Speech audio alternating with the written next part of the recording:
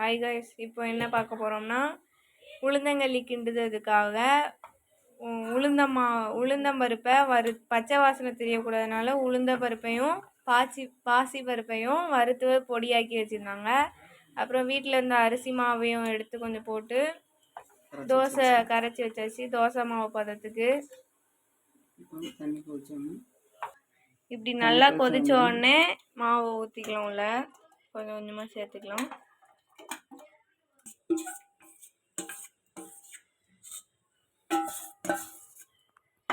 ஊற்றியாச்சு, கலக்கி விட்டுக்கலாம். அது கூட உப்பும் போட்டுக்கோங்க. உப்பு போட்டுக்கோங்க லைட்டாக மாவுல கலக்கும் போது.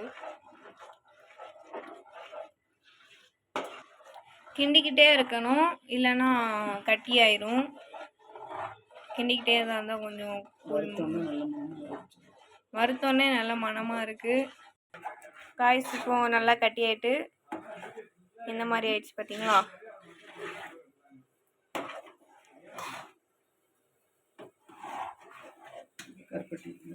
கருப்பட்டி காய்ச்சிட்டு இருக்கோம். கொஞ்சம் கருப்பட்டி போட்டு கொஞ்சம் தண்ணி ஊற்றி அதை நல்லா கரையிற வரைக்கும் கிண்டணும்.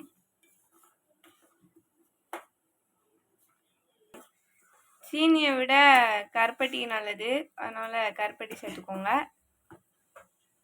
இப்போ கருப்பட்டி கரைஞ்சிடுச்சு. இப்போ இதில் சேர்த்துக்கலாம். வடிகட்டி சேர்த்து கொடுக்கணும், மண் இருக்கும். சேர்த்துட்டு இதையும் கலக்கணும். இப்போ நல்லா கிண்டிக்கலாம்.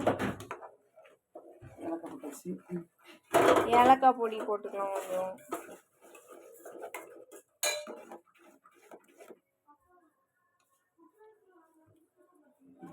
நல்லா கொதிக்குது, நல்லா கிண்டிக்கலாம்.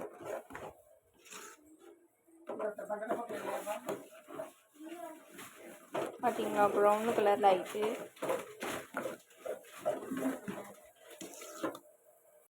இப்போ முந்திரி பருப்பு வறுத்து போட்டுக்கலாம். அதில் நெய்யில் வறுத்து போட்டுக்கலாம். நெய் கொஞ்சம் ஊற்றிக்கிட்டு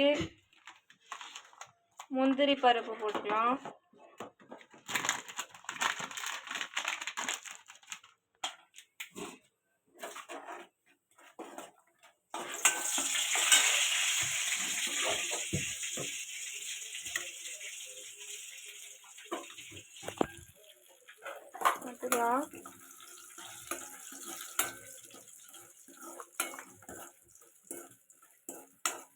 அப்புறமா கொஞ்சம் கிஸ்மிஸ் பழம் போட்டுக்கலாம்.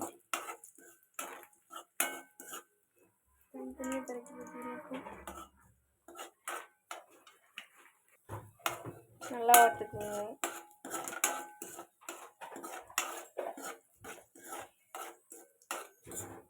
பார்த்தீங்களா, கிஸ்மிஸ் பழம் எப்படி புஷ்ஷுன்னு ஆயிட்டுன்ட்டு நல்லா இருக்கு.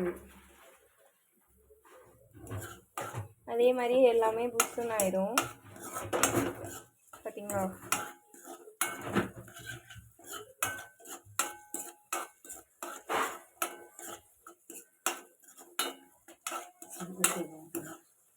இப்போ அதை எடுத்து களி கூட சேர்த்து ஊற்றிக்கலாம். இப்போ அதை ஊற்றிக்கலாம்.